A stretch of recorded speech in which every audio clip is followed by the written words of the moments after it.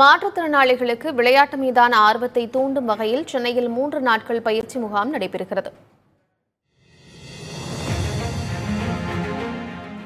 Mariyappan Thangavelu போன்றோரின் Olympic சாதனைகள் மாற்றுத்திறனாளி வீரர் வீராங்கனைகளின் வாழ்வில் மறுமலர்ச்சியையும் உந்துதலையும் ஏற்படுத்தியுள்ளதை இங்கு காண முடிகிறது.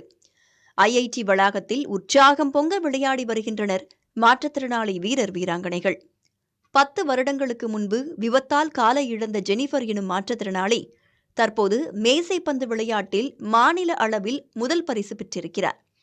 இப்போது கேலோ இந்தியா போட்டிக்கு தயாராகி வருகிறார்.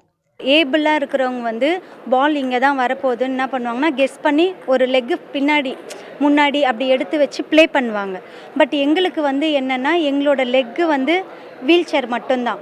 ஸோ அந்த வீல் சேரை நாங்கள் என்ன பண்ணுவோன்னா இந்த கையில் பேட் ஹோல்ட் பண்ணிவிட்டு இந்த சைடு லெஃப்ட் சைட்னா நாங்கள் இப்படி டர்ன் பண்ணுவோம், ரைட் சைட்னா இப்படி டர்ன் பண்ணுவோம். ஸோ இதுதான் எங்களோட மூமெண்ட்டாக இருக்கும். தான் விளையாடிய விளையாட்டை தனது சக நண்பர்களுக்கும் கற்றுக் கொடுக்கும் பொறுப்பு தற்போது ஜெனிஃபருக்கு கிடைத்துள்ளது. ஜெனிஃபர் போலவே பார்வை மாற்றுத்திறனாளிகளுக்கான கால்பந்து போட்டி பயிற்சியாளராக இருக்கிறார் இளங்கோ.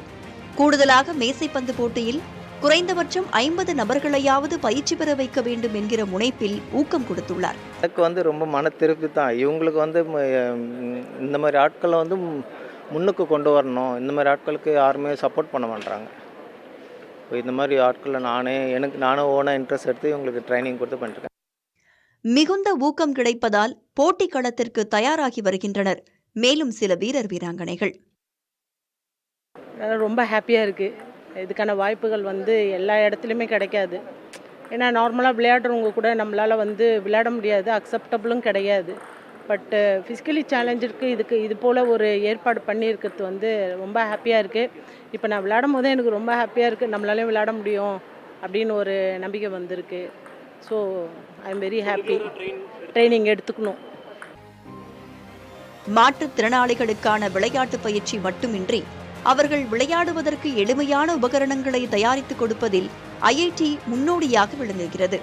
தற்போது பயிற்சி மேற்கொள்ளும் வீரர்களின் கருத்துக்களை கேட்டு அதற்கு ஏற்றாற்போல எளிய இயந்திரங்களை அவர்களுக்கு செய்து தர உள்ளதாக கூறுகிறார்கள் ஐஐடி பேராசிரியர்கள்.